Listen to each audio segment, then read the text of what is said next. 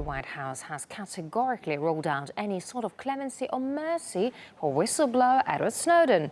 The State Department, in turn, says the man that exposed America's global surveillance system should come back home.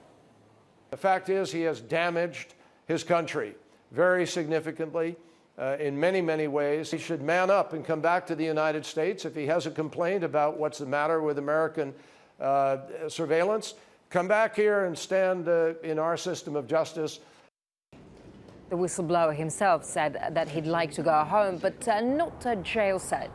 In the meantime, he's keeping up a steady stream of details on America's vast surveillance system. But while his motives may be selfless, there are many eager to make a buck in Snowden's name. RT's Anastasia Churkina reports. Action figures, comic books, a variety of hardcovers, paperbacks, and ebooks, and even Hollywood blockbusters. Sony Pictures purchased the book in order to make a film about it.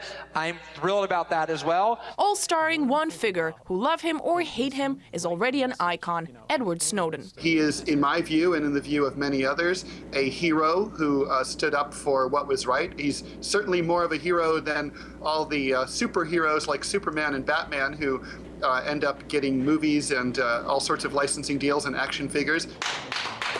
The whistleblower who brought the mind-blowing national security agent surveillance programs to light. For some, he's an inspiration. For others, he's their next business venture.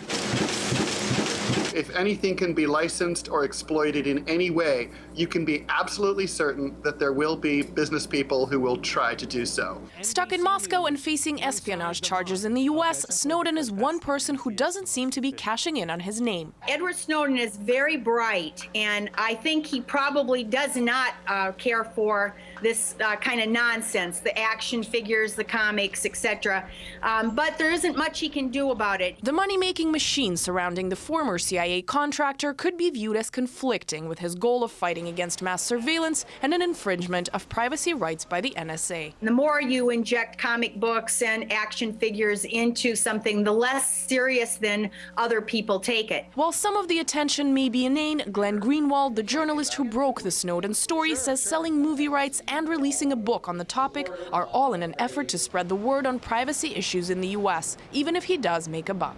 I don't make any apologies at all for having written a book. I've been working on surveillance issues for 8 years. I want to maximize every platform that I have to go around the world and talking about why these surveillance policies are so dangerous. The intentions of those capitalizing on Snowden's name may vary. Some are working hard to spread the word on the state of surveillance in the US, while others are a little more focused on the cash. But while the money-making industry using Snowden's name is gathering steam, so is his message.